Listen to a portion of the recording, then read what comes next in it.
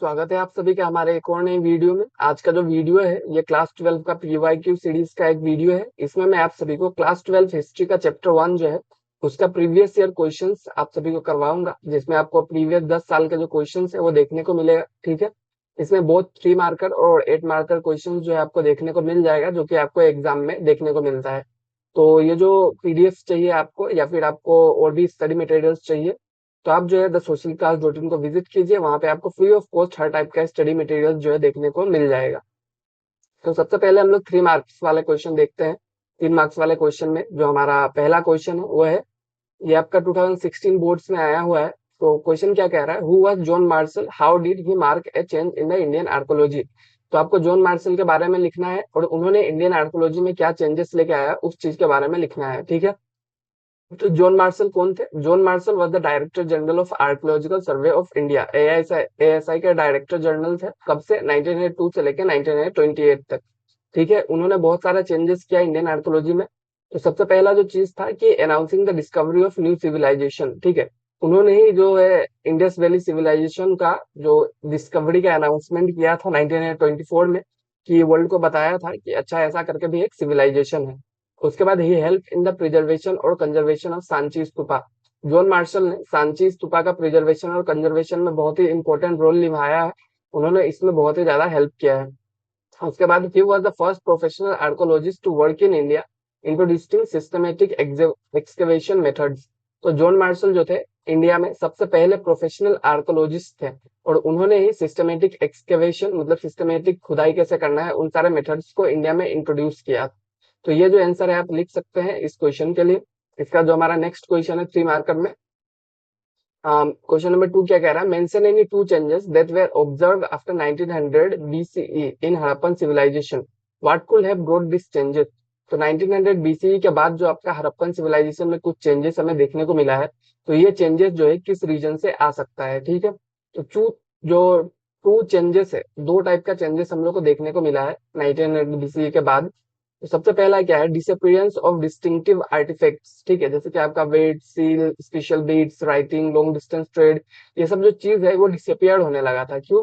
क्योंकि आपका जो है लेटर हड़प्पन कल्चर स्टार्ट हो गया था, मतलब हड़प्पा का डिक्लाइन होना शुरू हो गया था, इसलिए ये सब चीज जो है वो डिसअपियर होने लगा था। उसका नेक्स्ट चीज हमें क्या देखने को मिला था, house construction techniques deteriorated and large public structure were no longer produced. जो हाउस कंस्ट्रक्शन पहले हुआ करता था, पहले जितना एडवांस हुआ करता था, वो सब चीज जो है अब नहीं रह गया। आपका जो पब्लिक स्ट्रक्चर वगैरह था, ग्रेट बाथ, ग्रेनरी, वो सब भी अब बहुत ही ज्यादा मतलब नहीं रह गया। वो जो प्रोडक्ट मतलब वो सब स्ट्रक्चर्स को अब नहीं बनाया जा रहा है फिर से। और इसका पॉसिबल कोसेस क्या हो सकता है, क्लाइमेट चेंज हो सकता है। ठीक है, क्लाइमेट चेंज की वजह से उनका जो सिविलाइजेशन है वो बर्बाद होने लगा, या फिर डिफोरेस्टेशन मतलब ज्यादा फॉरेस्ट को उन लोगों ने काट दिया, या फिर एक्सेसिव फ्लड हो गया। ठीक है, फ्लड क्योंकि इंडस रिवर था वहां पे, तो उससे फ्लड भी हो सकता है, जिसकी वजह से ये लोग का मतलब सिविलाइजेशन खराब होने लगा। और उसके बाद या फिर ये भी हो सकता है कि जो रिवर है वो सूखने लगा, पानी नहीं रहेगा तो फिर ये लोग कुछ नहीं कर पाएंगे, और जो ओवर यूज कर दिया उन लोगों ने लैंड्स का। साथ में आपका डिक्लाइन भी हो सकता है। ठीक है, अबैंडनमेंट ऑफ सिटीज मतलब उन लोगों ने उस सिटी को छोड़ के दूसरा कहीं पे जाना शुरू कर दिया। तो ये सब जो रीजन है, ये सब पॉसिबल कॉसेस है जिसके वजह से ये चेंजेस जो है हमें देखने को मिला है 1900 बीसी के बाद। ये सब जो है मतलब बस बोला जाता है कि ये सब हो सकता है, जरूरी नहीं है कि यही हुआ होगा। क्वेश्चन नंबर 3 क्या कह रहा है, who was Cunningham, mention any one account used by him to locate the early settlements of Harappan civilization. Cunningham जो है वो कौन थे? ठीक है, और उनका एक अकाउंट को मेंशन करना है जिन्होंने जिसको उसने यूज किया है। ठीक है, अर्ली सेटलमेंट्स को लोकेट करने के लिए हड़प्पन सिविलाइजेशन में। तो कनिंघम कौन है? First director general of ASI archaeological survey of India के पहले डायरेक्टर जनरल है अलेक्जेंडर कनिंघम। ठीक है, और ही use accounts left by Chinese Buddhist pilgrims. ठीक है, जो चाइनीज बुद्धिस्ट पिलग्रिम थे जो पहले आए थे इंडिया में, उन लोगों ने जो अकाउंट्स लिखा था उसी का यूज किया उन्होंने। ठीक है, who had visited India between the 4th and 7th century CE to locate early settlements। तो जो चाइनीज बुद्धिस्ट पिलग्रिम थे उन्होंने कब विजिट किया था? 4th से लेके 7th सेंचुरी के बीच में उन्होंने विजिट किया था इंडिया में। तो उसी टाइम में उन लोगों ने जो अर्ली सेटलमेंट्स को लोकेट किया था उसी अकाउंट्स को कनिंघम ने यूज किया था। However, he thought that Indian history began with the first cities in the Ganga Valley। तो कनिंघम का क्या मानना था कि जो इंडियन का हिस्ट्री है वो कब से स्टार्ट हुआ है, जब अपना गंगा वैली में सबसे पहले सिटीज वगैरह बनना स्टार्ट हुआ। तो उन्हें ये अंदाजा नहीं था कि हड़प्पन सिविलाइजेशन भी एग्जिस्ट करता था पहले। तो वो उन्हें नहीं पता था, क्योंकि उन्होंने जनरली आपका चाइनीज बुद्धिस्ट पिलग्रिम्स का अकाउंट को यूज किया था। ठीक है। जो हमारा नेक्स्ट क्वेश्चन है वो क्या है, who was Rem Wheeler, mention any one of his contribution in the field of archaeology. Rem Wheeler कौन थे और उनका एक कंट्रीब्यूशन आपको मेंशन करने के लिए कहा है, ये 2016 में पूछा गया था। Rem Wheeler was the director general of the archaeological survey of India. Rem Wheeler कौन थे, डायरेक्टर जनरल थे आपका एएसआई के। His main contribution was introducing the technique of following the stratigraphy of the mound rather than digging mechanically along a uniform horizontal lines. तो आपका stratigraphy को लेके इस चैप्टर के एंड में एक डायग्राम भी दिया हुआ है, और ये भी बताया हुआ है कि स्ट्रेटिग्राफी क्यों इंपॉर्टेंट है, तो उस चीज को आप पढ़ लीजिएगा। स्ट्रेटिग्राफी मतलब कि आपका लेयर वाइज खोदना एक टाइप से, ठीक है। तो मतलब आप डायरेक्टली हॉरिजेंटली मत खोदिए, मतलब सीधा खोदते जाइए, ऐसा नहीं होता है, लेयर्स होता है। उसको खोदना है ताकि हम जो अपना आ, मतलब बहुत कुछ जो है वो गवा देते हैं। मतलब अगर हम लोग डायरेक्ट खोदते हैं तो बहुत सारा जो चीज रहता है वो अंदर ही रह जाता है, बट अगर हम लोग स्ट्रेटिग्राफी को फॉलो करते हैं तो जो चीज हम लोग खो देते हैं वो चीज हम नहीं खोएंगे। ऐसा मतलब ये कंट्रीब्यूशन था रेमविलर का। क्वेश्चन नंबर 5 क्या कह रहा है, describe the uniqueness of the Harappan script. Harappan script के बारे में आपसे पूछा है, तो हड़प्पन स्क्रिप्ट क्यों यूनिक था, या फिर इसको आपको ऐसे भी पूछ सकता है कि why Harappan script was enigmatic. ठीक है। तो ये 2020 बोर्ड्स में आपका आया हुआ है, तो इस क्वेश्चन को आप जो है अच्छे से देख लीजिए। Harappan script is unique because, क्यों यह यूनिक है, ठीक है। इट रिमेन्स अनडिसिफर्ड टू डेट, मतलब हड़प्पन स्क्रिप्ट अभी तक अनडिसिफर्ड है, ठीक है। अनडिसिफर्ड है मतलब अभी तक उसको कोई पढ़ नहीं पाया है, इसलिए ये क्या है, एनिग्मेटिक है, मिस्टीरियस है। It was not alphabetical but had 375 to 400 signs. Harappan script जो था वो आपका अल्फाबेटिकल नहीं था, ठीक है। इसमें आपको 375 से 400 साइंस देखने को मिलता है। It was written from right to left. Generally अभी का टाइम में क्या होता है, हम लोग लेफ्ट टू राइट लिखते हैं, ठीक है। आप लिखते होंगे तो आपको पता होगा कि आप लेफ्ट साइड से स्टार्ट करते हैं और राइट साइड पे एंड करते हैं, बट जो हड़प्पन स्क्रिप्ट था उसमें क्या होता था कि राइट साइड से लिखता था और लेफ्ट साइड तक एंड होता था, ठीक है। मतलब लेफ्ट साइड मतलब राइट से लेफ्ट लेके जाया जाता था। The longest inscription contains about 26 science. जो सबसे लंबा इंस्क्रिप्शन है हड़प्पन सिविलाइजेशन का, उस पे 26 साइंस हमें देखने को मिला है। It has been found on seals, pottery and other objects but no long text have been discovered. मतलब जो हड़प्पन स्क्रिप्ट है वो बहुत सारे चीजों पे पाया गया है, जैसे आपका सील्स हो गया, पोटरी हो गया, और फिर बहुत सारे अलग अलग ऑब्जेक्ट्स है उन पे पाया गया है। बट कोई भी लॉन्ग टेक्स्ट हमें नहीं देखने को मिला है, ठीक है, कि बहुत ही लंबा सा बस स्क्रिप्ट लिखा हुआ है, ऐसा कुछ हमें देखने को अभी तक नहीं मिला है हड़प्पन स्क्रिप्ट में, ठीक है। तो यही था यूनिकनेस। इस टाइप को आप इसको पूरा लिख देंगे तो आपको फुल मार्क्स जो है 3 नंबर मिल जाएगा। तो इसके बाद चलिए हम लोग देखते हैं थोड़ा 8 मार्क्स वाले क्वेश्चन, ठीक है। 8 मार्क्स वाले क्वेश्चन में सबसे पहला क्वेश्चन है कि how do archaeologists reconstruct the past, explain with reference to Harappan civilization. Archaeologist जो है आपका पास्ट को कैसे रिकंस्ट्रक्ट करते हैं, ठीक है, ये चीज आपको बताना है। Explain with reference to Harappan civilization, Harappan civilization का रेफरेंस देके आपको इस चीज को समझाना है कि आर्कोलॉजिस्ट जो है पास्ट को कैसे रिकंस्ट्रक्ट करते हैं, मतलब पास्ट के बारे में डिटेल्स कैसे पता करते हैं। तो archaeologist reconstruct the past through various method, उन लोगों ने बहुत सारे मेथड यूज करते हैं, ठीक है। तो सबसे पहला क्या है, recovering artifacts through excavation and classifying find. ठीक है, मतलब कि वो लोग सबसे पहले आर्टिफैक्ट्स मटेरियल्स वगैरह जो है एक्सकवेशन मतलब खुदाई करके निकालते हैं। उसके बाद फाइंड्स को क्लासिफाई करते हैं, जो उनको मिलता है उसको लोग क्लासिफाई करेंगे कि वो टूल्स है या फिर वेपन्स है या फिर ऑर्नामेंट्स हो सकता है, फिर रिचुअल ऑब्जेक्ट्स हो सकता है, इस चीज को लोग क्लासिफाई करेंगे। उसके बाद क्या करेंगे, understanding function by resemblance with present day things. और वो लोग किस चीज में यूज आ सकते हैं उस चीज का फंक्शन जानने का ट्राई करते हैं, ठीक है। अभी का टाइम का जो ऑब्जेक्ट्स है उससे मिलाने के बाद। Beads and pots are obvious examples, ठीक है। जैसे कि पोर्ट्स वगैरह मिला है तो पोर्ट्स किस लिए यूज किया जा रहा होगा, तो अभी हम लोग जैसे पोर्ट्स का यूज करते हैं पानी वगैरह रखने के लिए, फिर कुछ सामान रखने के लिए, तो वैसे ही उस टाइम पे भी वो लोग यूज किया होगा, इस तरह से हम लोग एज्यूम कर लेते हैं। Examining seals to reconstruct religious beliefs and practices some depicting ritual scenes. जो आपका सील्स है, ठीक है, सील्स का मतलब यूज किया जाता है, उसको एग्जामिन किया जाता है ताकि ये रिलीजियस बिलीव हो गया, प्रैक्टिसेस हो गया, ये सब जो चीज है उन सबको बारे में जाना जा सके। और कुछ सील्स जो होता है आपका रिचुअल सीन्स वगैरह भी डिपिक्ट करता है, तो उन सील्स के बारे में भी जान लेते हैं हम लोग, ताकि हम लोग को मतलब और भी चीज पता चल सके कि उनका रिलीजियस बिलीफ कैसा था, उन सब चीजों के बारे में हम लोग जान सके। उसके बाद moving from known to unknown, ठीक है, present to past regarding religious practices. मतलब चीजों को हम लोग नोन टू अननोन जानते हैं। जैसे कि हम लोग को कुछ एक चीज मिला, ठीक है, उस चीज के बारे में हम लोग जो जानते हैं उसी चीज से हम लोग रिलेट करेंगे। जैसे हमें पोर्ट मिला, तो हम लोग पोर्ट के बारे में जानते हैं ना कि पोर्ट का क्या यूज है, तो वैसे ही हम लोग उसका यूज पता करने का ट्राई करते हैं। मतलब हम लोग जो जानते हैं उससे अनजान की तरफ मूव करते हैं, ठीक है। Studying remains of crops and pit to identify food habits. Food habits को हम लोग कैसे आइडेंटिफाई करते हैं कि जो आपका क्रॉप्स वगैरह है वो कैसे रहा होगा उन लोगों का, उन सबको आइडेंटिफाई करते हैं। जो क्रॉप्स लोग उगाएंगे वही ऑब्वियसली खाएंगे।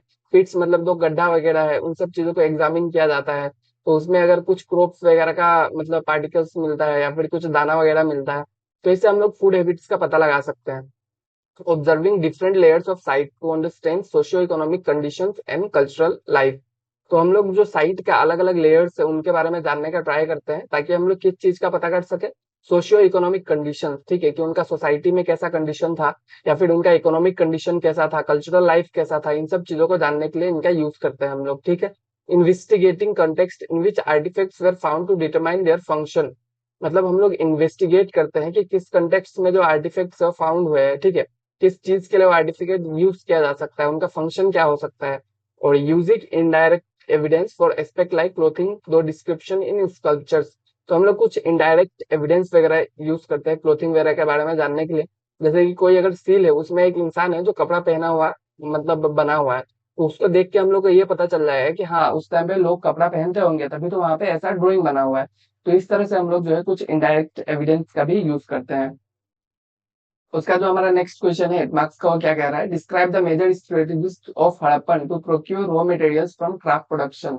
तो जो हड़प्पन से उन लोग मेजर स्ट्रेटेजीज क्या यूज करते हैं, ठीक है, रॉ मटेरियल्स को प्रोड्यूस करने के लिए, मतलब क्राफ्ट मतलब प्रोक्यूर करने के लिए, ठीक है, सॉरी प्रोक्यूर करने के लिए, मतलब रॉ मटेरियल्स वो लोग कहाँ से लाते थे क्राफ्ट प्रोडक्शन के लिए, ये आपका 2023 में पूछा गया था। तो सबसे पहला स्ट्रेटेजी क्या है उनका, एस्टेब्लिशिंग सेटलमेंट नियर सोर्सेज। तो जो रॉ मटेरियल का सोर्सेस होता था उसके सामने वो लोग सेटलमेंट्स को एस्टेब्लिश किया करते थे। तो सेटलमेंट्स जो है वहां पे वो लोग रॉ मटेरियल्स कलेक्ट कर सकते थे, जैसे कि Nageshwar and Balakot for shell. Nageshwar और बालाकोट जो है वो मतलब समुद्री एरिया है, ठीक है, बीच टाइप का एरिया है। वहां पे वो लोग सेल ऑब्जेक्ट्स जो है वो कलेक्ट कर सकते हैं। सोर्तुगाई जो है अफगानिस्तान का, वो लापिस lazuli के लिए बहुत पॉपुलर था। तो वहां पे वो लोग सेटलमेंट्स एस्टेब्लिश करेंगे, लापिस lazuli निकालेंगे। और खेतरी रीजन में कॉपर के लिए, बाकी आपका Bharuch for steatite and Rajasthan for carnelian. ये आपको याद रखना पड़ेगा थोड़ा सा कि कहाँ पे क्या मिलता है, तभी आप इसका आंसर लिख पाएंगे। उसका जो दूसरा स्ट्रेटेजी वो लोग यूज करते थे, sending expedition to distant areas, ठीक है, मतलब कि लोगों को भेजते थे बहुत ही दूर दूर ताकि वो लोग रॉ मटेरियल्स कलेक्ट करके ला सके। जैसे कि साउथ इंडिया में जाते थे किस चीज के लिए, गोल्ड के लिए। और उसके बाद ओमान फॉर कॉपर, ठीक है, कॉपर के लिए कहाँ पे, ओमान। ओमान से वो लोग कॉपर लेके आते थे। और उसके बाद they had well establish communication network with local communities. और उनके पास बहुत ही अच्छा कम्युनिकेशन नेटवर्क होता था लोकल कम्युनिटीज के साथ। और उसके बाद use maritime routes for overseas trade as evidence by Harappan artefact found in Mesopotamia and Oman. तो मतलब वो लोग बहुत सारा मतलब रूट्स का यूज करते थे ओवरसीज ट्रेड के लिए, मतलब दूर से ट्रेड करने के लिए, जो कि आपको हमें कहाँ पे देखने को मिलता है, हरप्पन आर्टिफैक्ट्स में। और जो मेसोपोटामिया और ओमान में मिला है, मतलब हरप्पा का जो आर्टिफैक्ट्स वगैरह है वो आपका मेसोपोटामिया और ओमान जैसे जगह पे मिला है। तो इस चीज को हम लोग किस तरह से एज्यूम कर सकते हैं कि हड़प्पा का जो चीजें है वो मेसोपोटामिया और ओमान में जाता था, तो ऑब्वियसली ये ट्रेड रिलेशन रहा होगा। उसके बाद जो हमारा नेक्स्ट क्वेश्चन है, क्वेश्चन नंबर 8, ये क्या है, early Harappan archaeologists thought that certain objects which seem unusual and unfamiliar may have had a religious significance substantiate। मतलब कि अर्ली हड़प्पन आर्कोलॉजिस्ट जो थे, ठीक है, वो लोगों ने मतलब क्या सोचा कि बहुत सारे ऑब्जेक्ट जो है अनयूजुअल है या फिर अनफेमिलियर है, तो उसमें रिलीजियस सिग्निफिकेंस हो सकता है, वो रिलीजियस ऑब्जेक्ट्स हो सकता है, ठीक है। इस स्टेटमेंट के बारे में आपसे पूछा है। तो archaeologist found several objects with possible religious significance. बहुत सारे ऑब्जेक्ट जो है जिसपे रिलीजियस सिग्निफिकेंस उन लोगों को पता चल रहा है, मतलब आर्कोलॉजिस्ट के हिसाब से रिलीजियसली वो ऑब्जेक्ट जो है वो हो सकता है। जैसे कि आपका टेराकोटा फिगराइन ऑफ वोमेन, एक वोमेन का टेराकोटा फिगराइन है जो आपका पिक्चर दिया होगा बुक में, heavy jewel with elaborate headdress regarded as mother goddess और fertility symbols। तो जैसे कि आपका टेराकोटा फिगराइन है, ठीक है, जैसे कि हेवीली ज्वेल्ड है, तो अभी के टाइम में इस टाइप का जो मूर्ति वगैरह है वो हम लोग गोडेस का देखते हैं, मतलब जो मदर गोडेस वगैरह होता है, दुर्गा माता हो गया, फिर कोई भी गोडेस होता है, तो उनका जो मूर्ति हो इसी टाइप से होता है, तो इस तरह से हम लोग उसको रिलेट कर सकते हैं। उसके बाद rare stone statuary of man seated with one hand on knee termed as priest king. और प्रिस्ट किंग का जो मतलब एक मूर्ति मिला है वो आपके बुक में दिया हुआ है, ठीक है, फोटो उसको आप देखिएगा। तो इस तरह से हम लोग प्रिस्ट किंग जो है उसको भी आइडेंटिफाई करते हैं एज अ रिलीजियस, रिलीजियस वो भी हो सकता है। फिर आपका ग्रेट बाथ जो है, या फिर फायर अल्टर्स है। फायर अल्टर्स मतलब कि आपका जहाँ पे हवन वगैरह होता है, हवन कुंड कहते हैं जिसको, ठीक है। फायर अल्टर्स वगैरह हो गया कालीबंगन में और लोथल में। ये सब जो है सिग्निफिकेंट कंसिडर किया जाता है रिचुअल प्रैक्टिसेस के लिए। तो अभी के टाइम में भी हम लोग क्या करते हैं, फायर अल्टर्स का यूज करते हैं। जो हवन कुंड होता है उसका यूज होता है। तो अगर ऐसा स्ट्रक्चर हमें पहले के टाइम में देखने को मिलता है तो हम लोग वही एज्यूम करेंगे कि इसका यूज भी रिलीजियस रहा होगा। और seals with mystical creatures like unicorn and figurines in yogic posture. तो कुछ सील्स है जिसमें आपका मिस्टिकल क्रिएचर्स देखने को मिला है, जैसे कि यूनिकॉर्न, या फिर योगिक पोस्चर में फिगर्स मिला है जिसको हम लोग क्या कहते हैं, प्रोटो शिवा रिगार्ड करते हैं, ठीक है। शिवा के रूप में उसको हम लोग एज्यूम करते हैं। या फिर conical stone objects classified as lingas. तो जो कोनिकल स्टोन ऑब्जेक्ट्स है उसको हम लोग लिंग को बोलते हैं, मतलब कि ये शिवलिंग हो सकता है। वो लोग मतलब एज ए शिवलिंग इसका यूज करते होंगे। तो ये सब इस तरह से हम लोग रिलीजियस प्रैक्टिसेस को मतलब एज्यूम करते हैं, रिलीजियस बिलीव हो सकता है, ऐसा हम लोग मानते हैं। However reconstructing religious practices remain difficult due to undeciphered script, ठीक है।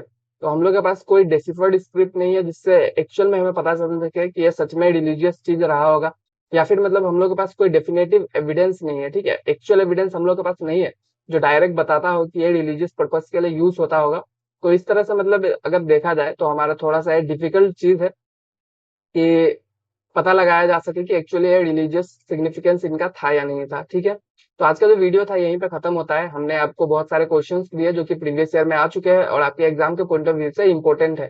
तो इनको आप प्रैक्टिस कर लीजिएगा। बाकी हमारा वेबसाइट जो है the social class dot in, उसका विजिट कर लीजिए। सीयूटी एनसीईटी बोर्ड्स कोई भी प्रिपरेशन चाहिए आपको बिल्कुल फ्री वहां पे मिलेगा, तो उसका विजिट कीजिए जरूर, ठीक है। और आज का वीडियो जो है यहीं पे खत्म होता है। Thank you, thank you.